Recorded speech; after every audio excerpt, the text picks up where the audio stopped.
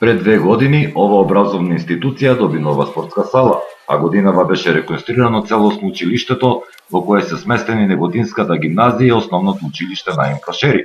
На свеченоста присуствуваше министерот за образование и наука Абдулачи Мадеми, кој во својот говор потенцираше дека реконструкцијата на објектот била неопходна, бидејќи досегашните услови не овозможувале нормално следење на наставата. Во ова училиште се учи во две смени.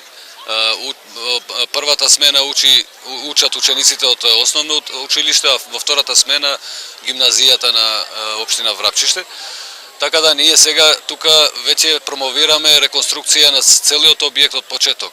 Дел сме направиле порано со наши средства, со кофинансирање со донатори, но кулминацијата беше инвестицијата на Министерството за образование со 200.000 евра и се завршија сите работи за едно училиште да наликува на модерно училиште како во европските земји.